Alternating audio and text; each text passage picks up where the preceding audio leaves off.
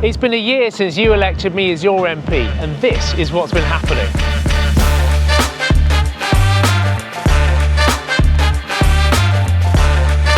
We're so lucky to have the sea on our doorstep, particularly on a day like this. But with that comes the need to defend against flooding. I'm so pleased that the government has put £2.8 million into bolstering our flood defences to protect businesses and homes right across Folkestone and Hythe.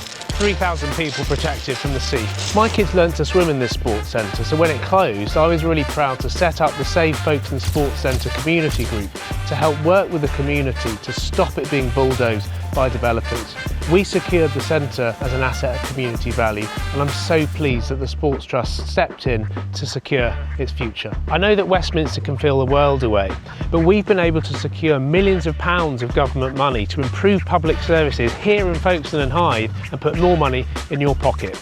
Here's just a few examples. We all know that East Kent Hospitals Trust buildings are literally crumbling, so it's brilliant news that the government has pledged £13 million to fix our hospital buildings after 14 years of neglect. And the government has just given millions of people a pay rise because the national minimum wage, which was introduced by the last Labour government, has just been increased by this one. Over 4,000 children in Folkestone, Hythe and Romney Marsh are going to qualify for free school meals from September after the government expanded eligibility, so every family on Universal Credit will save £500 per child each year.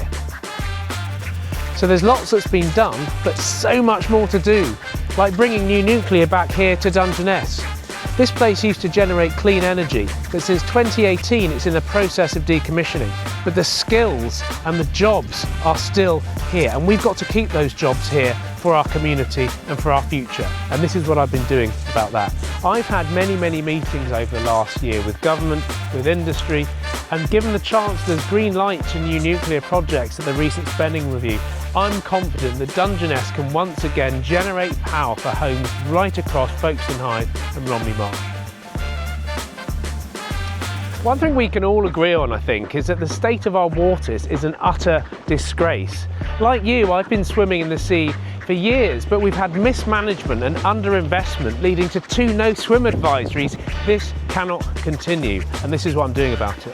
First, I've met with all relevant bodies to step up the pressure to make sure those whose job it is to keep the waters clean actually do so. Second, I'm working with local campaigners to identify where the problems really lie, and I'm using environmental laws to pinpoint where the Environment Agency should be doing more. Third, I've secured the agreement of Southern Water to fund community water testing, so you'll know when and where it's safe to swim. And now we have the Waters Special Measures Act, which will ban bonuses for poorly performing water bosses and bring criminal charges against those who persistently break the law.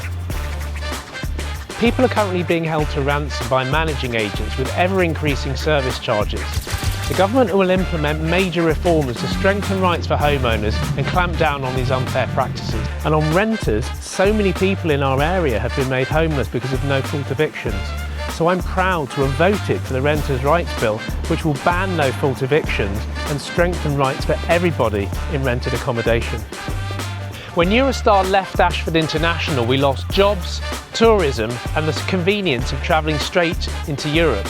That's why I've been working with fellow Labour MPs to fight for international rail travel to come back to Ashford so that we can boost our regional economy and bring back those lost jobs.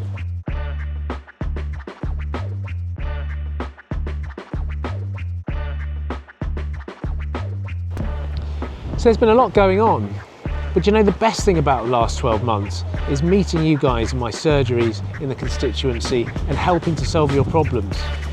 It really has been the honour of my life doing this job for the last 12 months, and I'm going to keep fighting every day to make this area the best it can be for everyone.